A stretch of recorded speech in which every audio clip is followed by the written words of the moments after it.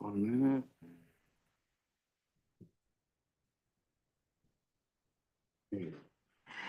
Would be good to go, Mr. Chairman. Okay. Good evening, everyone. I'd like to welcome you to the Town Planning and Zoning Commission, our regular meeting of September 25th, 2024. Chairman Sobieski is out, will be out probably for 2 meetings, so he's asked me to step in his place. With that, I would ask everybody to please stand for the Pledge of Allegiance. Pledge allegiance to the flag of the United States of America and to the republic for which it stands, one nation, under God, indivisible, with liberty and justice for all. Next item is the roll call and seating of alternates. Commissioner Fox, He's absent. Commissioner Minor, Here. He's online. Commissioner Nafis, Here. Commissioner Pascarelli. Here. Chairman Sobieski, Commissioner Woods, Here. Commissioner Rose, Here. Commissioner Hoffman, Here. Commissioner Wakama. Here. You're all set. Thank you. You're welcome. And we'll see Commissioner Droz for Commissioner Claffey, because he is not online, correct? Correct. And Commissioner Hoffman for Commissioner Sobieski. Okay. Next item is approval of the agenda. No No changes? changes. And next item is public participation, our favorite part of the evening. Anyone is welcome to come up and speak to us for items that are not listed on the agenda. There is no one online with their hand raised. Welcome. Hi, How are you tonight? well, thanks, how are you? I'm good.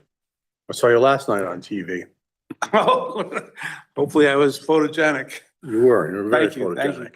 Bill McCarthy, 206 Churchill Drive. It's sort of on the agenda and sort of not on the agenda, but I saw a backhoe on 220 Kits Lane this week, getting ready to do some demolition work, I'm guessing, which is interesting because as far as I knew, they had come, the property owner, the property was sold, and they came to this committee to discuss zoning change because it's zoned for the Berlin Turnpike development. And that sort of like was left hanging. And then now they're before the Conservation Committee looking for approval, I guess, to get their development approved. I guess my question is, and we talked a little bit about this at the town council meeting last night, was way back when the Cedar Mountain project was done, that the TPZ approved the zoning change for that property, and then the conservation people nixed it or 86'd it or whatever, changed their mind and said that it wasn't in the best interest of the town. I guess my question of all this garbage that I'm spewing here, how does the Conservation Committee and the TPZ committee work together to come up with a agenda about properties, specifically the 220 Kits Lane? If they've come before the TPZ and the TPZ hasn't made it, well, it wasn't a specific request for a zoning change, but I was just curious how the TPZ and the conservation people work together to make determinations. Actually, we don't work together. Oh, We're two separate bodies. right. And in this particular case, and always moving forward, if there is a wetlands or a conservation issue that has to be decided first, that has to be ironed out with that commission before they come to us. Okay. Well, let me back up. They could come to us. We cannot approve the application unless the wetland commission is through. Okay. Okay, so we need to wait for their action before we can do anything. Okay. I don't know what he's doing with the backhoe, Paul. Do you know? I mean, it could be tearing down the. It's probably the there. demo of the Yeah, houses. that would be my guess. Yeah, that's what I'm getting. It Okay. looked like one of them, they did the siding off of one of them already. Yeah. Or one of the garages or I'm something. assuming he has that right. Okay. All right. Okay, I was just curious because I don't want to dig up old wounds from the Cedar Mountain thing. Okay, thank you. Yep. Have a good night. Anybody else? No one online, Mr. Chairman. Okay, thank you. Remarks by commissioners? No. Okay, our next item is public hearings. We have one tonight. Gia, do you want to read? Sure. Petition TPZ 24-16 special permit, section 6.2.5 for a freestanding business sign at 227-2 through 231 Payne Road in the PD Plan Development Zone. Applicant to contact Matt Haskell, owner, Pike Newington LLC. Yep, and I'll read the hearing notice in. Newington Town Plan and Zoning Commission, notice of public hearing September 25th, 2024 at 7 p.m. Notice is hereby given that the Newington Town Plan and Zoning Commission will hold a public hearing in council chambers room 103 at Town Hall, 200 Garfield Street, Newington, Connecticut on Wednesday, September 25th, 2024 to consider the following petitions. Petition TPZ 2416 special permit 6.2.5 for a freestanding business sign at 227-231 Payne Road in the PD Plan Development Zone. Applicant contact Matt Haskell, owner Pike Newington LLC. The public hearing will be a Zoom hybrid meeting. Information on how to attend will be posted on the town website at link follows. These petitions and related materials are available for public inspection at the town planner's office, Town Hall, room 204, and through the public's agenda at the Town Plan and Zoning Commission Agenda Center. Link follows. Persons who require an accommodation to participate in this public hearing should contact the town planner at 860-665-8578 or town planner at newingtonct.gov, not less than 24 hours before the public hearing. Submitted, Paul Dixon, town planner. Thank you. And I believe the applicant is here, but online. He is correct? online. Now report that the sign was up. So, whoever is gonna make their presentation for this, I don't know who's online. I don't see anybody. Matt, you can Matt is. unmute yourself and Good I'm evening, here. Mr. Can you guys Haskell. all hear me? yes, we can. Perfect. Good evening. My name is Matt Haskell, and this is for 227 to 231 Payne Road, for the record. So first off, just want to thank you all for your time tonight. As I stated earlier, my name is Matt Haskell. I'm the permit supervisor at Artifact Signs here in Bloomfield, and attending this meeting on behalf of our client, Pike Newington LLC. So we're proposing an illuminated single-faced monument sign for the Pike Apartments located at 227 to 231 Payne Road. So the monument sign itself faces outwards toward the corner of Pike Road and Maselli, which is on page 7 of the sign package. It measures 24 square feet. The original site plan that was attached to the staff report showcased the sign much closer to the street corner, but we're proposing tonight on behalf of the client that that sign is much farther back. It sits right outside the concrete paver and terrace / recreation area, far away from the street line and the property line. The sign sits at approximately 5 feet and a half inch from the ground with a concrete base. It has a length of 9 feet, 11 inches, which includes a fabricated aluminum sign cabinet, cap, and trim, and a width of 2 feet. The Pike letters will be fabricated aluminum halo lit channel letters, stud mounted to the sign cabinet. The lights will illuminate using 5,000 Kelvin, and the sign will be buried in the concrete base using 3/4 inch threaded stainless steel rods. I'm happy to answer any additional questions that members of the commission might have. And again, I just want to thank you guys for your time tonight. Does the commission have any questions before I go to the planner? Mr. Planner? Yep, so staff has reviewed the location of the sign. It is in compliance with the regulation. Again, it's within their current site, as noted in the staff report. And Mr. Haskell pointed out that it's actually further away than originally contemplated in the site plan. So, it doesn't cause any issues with corner sight lines or anything.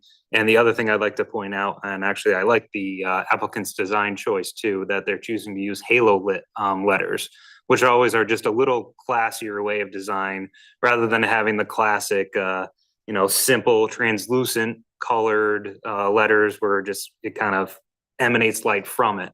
Halo lighting tends to be a little bit softer, and again, it just has a little bit more of an upscale appearance. So I do appreciate their design choices on that. Good question. sir. Yes, How tall is the person on the sign next to that, your description there? It's a little out of scale, maybe. yeah. That's a great question. Give me 1 second to pull it up. Yeah, so it's up on the screen. Yeah. You said the sign was 5.5 feet tall, and that's what kind of raised an eyebrow. It's total curiosity, which I love the design of the sign, the size of the sign, the whole thing. But if you actually, what's that, 7'9.5"? That's the width. So that's the width. width. Okay. That's the way. How tall is that person? It's like 6'5". I believe No, it's about that's, 6. that's like a healthy Midwest 6'3". That's kind of a guess. I honestly, and I would have never noticed that, to be honest with you. And it's something I'll bring up to our designer tomorrow about scaling the person. Yeah, It's a silly question. I'm sorry. I measure things for a living, and I noticed that's not really to scale. I mean, Yeah, and I it's love like- the design of everything. You're good. Yeah, it No, shows that's 5'1.5" inch when you look at that. So if you look at it, it's not too far off as far as that, but yes. It's possible we can call up Dan Hurley and see if he's got any open spots for the fall. Although it might be too small with the way that he recruits his teams. We can only hope. Any other questions or comments? Mr. Chairman, I might just point out one other thing. I know typically we ask for the number on the sign. In this case, both buildings have their own number on them that are very visible. So we didn't feel it was required for this particular sign. Okay. All right, so there is no more questions from the commission, and this is a public hearing, so I'll ask if there's anybody either online or in the room that would also would like to speak in favor of this. No one online, Mr. Chairman? Is there anybody that would like to speak against this? Just to make sure we hit everybody, anybody like to speak in neutral? Neither for nor against. Seeing none. And So this would be, you have nothing else, Mr. no, nothing else. And actually, this one is not on the motions, but just as a reminder, as we do, this would be, staff would recommend a motion to close the public hearing, Right. and then it would be resumed under new business, which is already on the agenda. So then I would entertain a motion that we, Motion to close the public hearing. seconded by Mr. Drought. All those in favor, Aye. signify by saying aye. Aye. Anyone opposed? Look, I forgot Chris is up there. Yeah. Mr. Haskell, you don't get the vote. All those I already did that. Motion passes unanimously. Thank you. So, next item. Approval of minutes. We have one, which is our last meeting.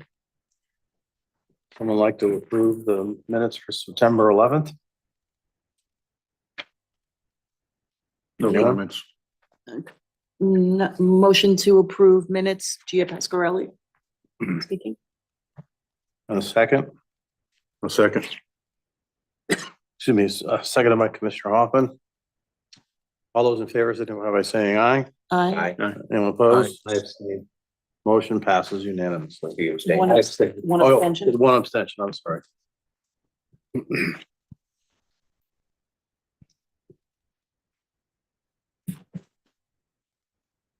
And it brings us to new business. Do you want to read that? Yep. Okay, so new business petition TPZ 24-16, special permit, section 6.2.5 for a freestanding business sign at 227-231 Payne Road in the PD Planned Development Zone. Applicant contact Matt Haskell, owner, Pike Newington LLC.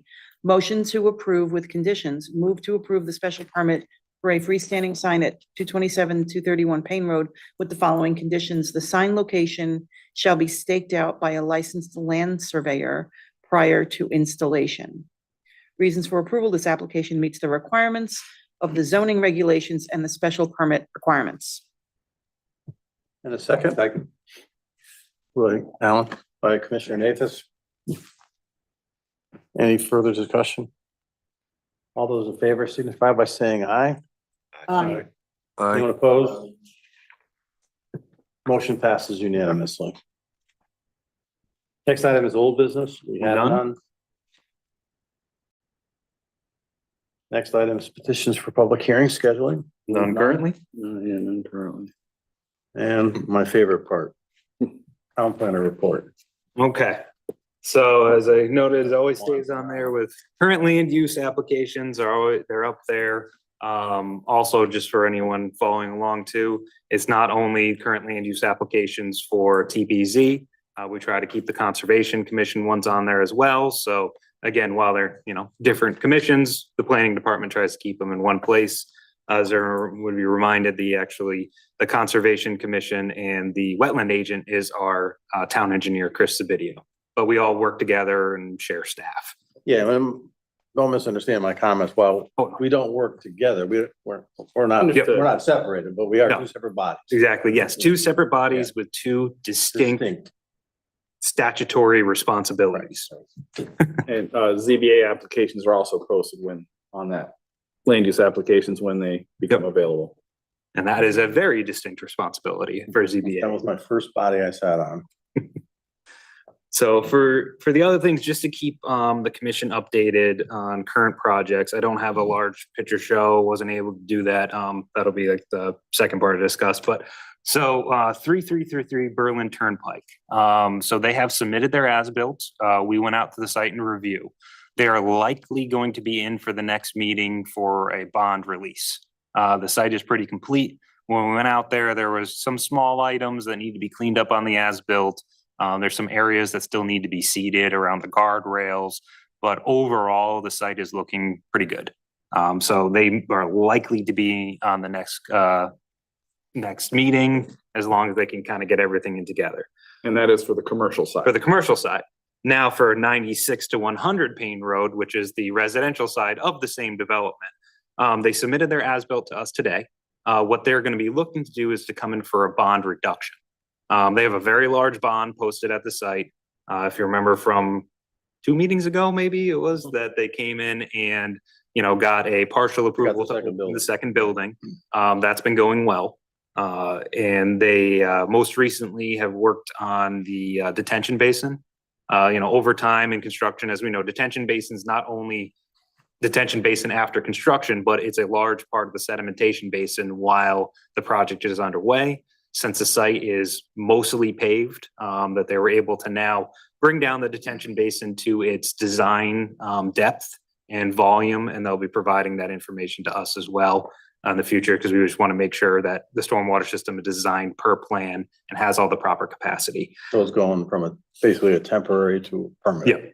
Yep, temporary to permanent, final that. So again, they are working at the site. They are working diligently. Again, this as-built was submitted today. We'll need some other follow-up documentation.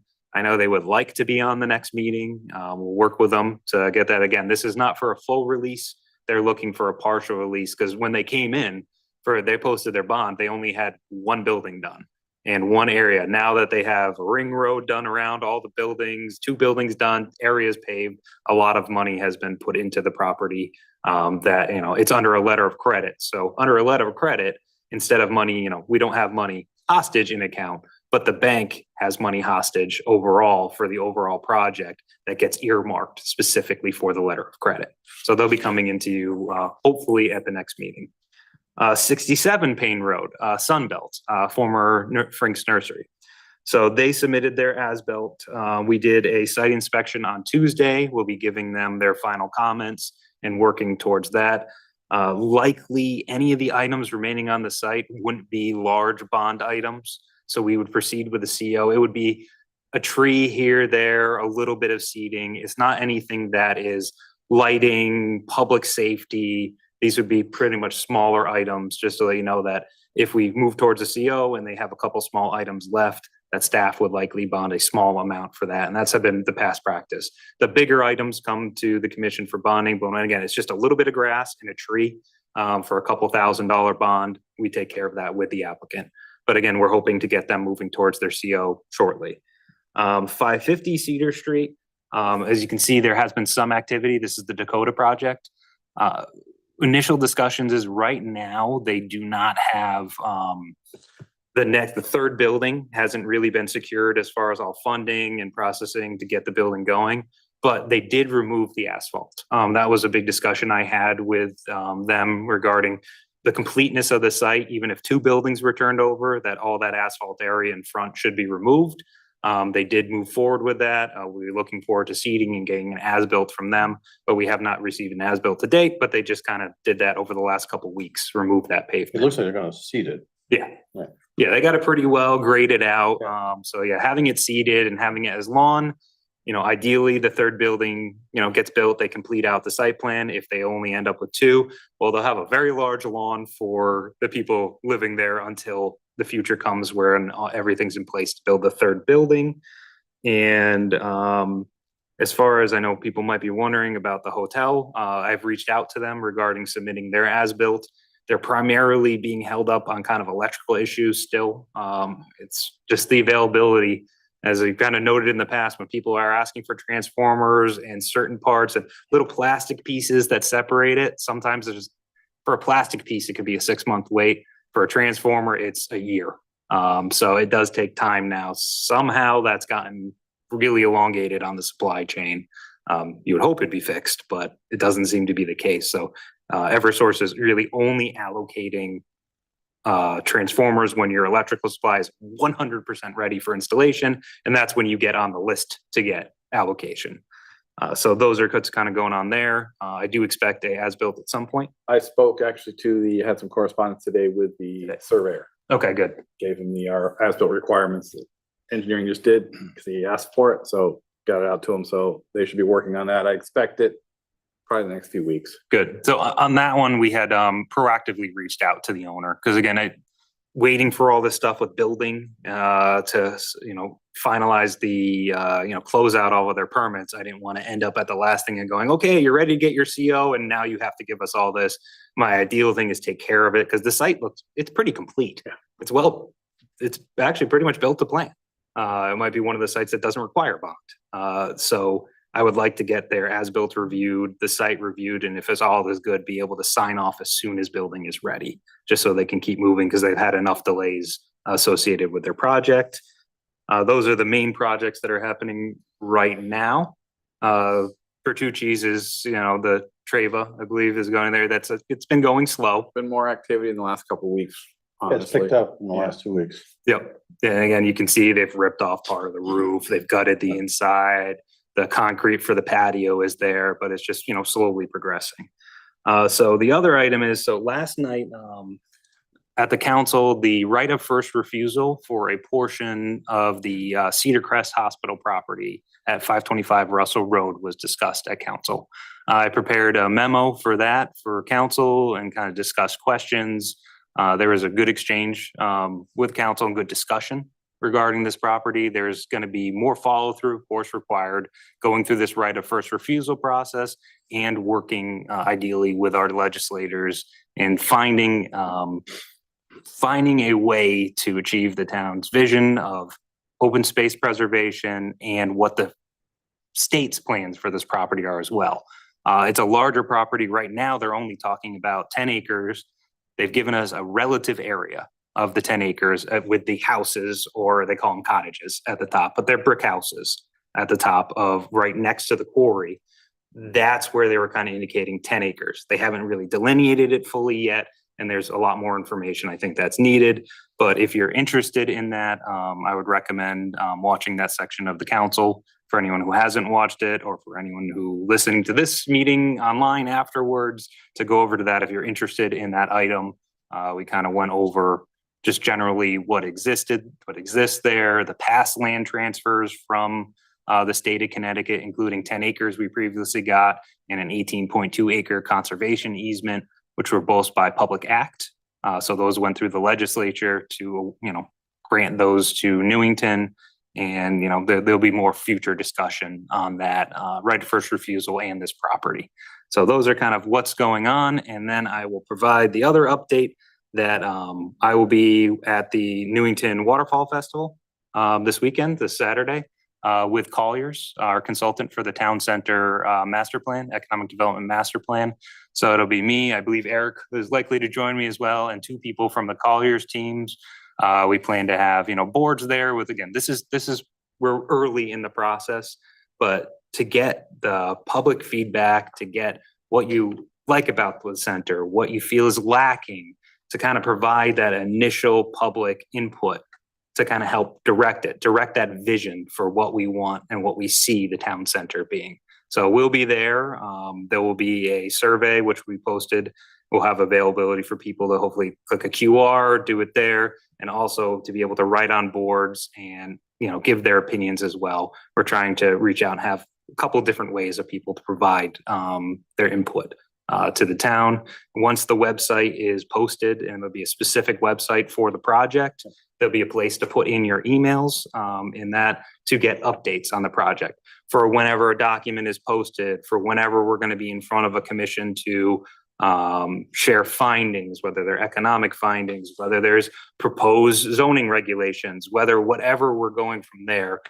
We would like people, if they want to know, they can sign up for that list. And they'll get an email blast every time that we have a next step, a new document. Or even pop-up events as well. So that is my update for tonight. Okay, thank you. Paul? Chairman, Yes. quick question. Any update on the Keeney building?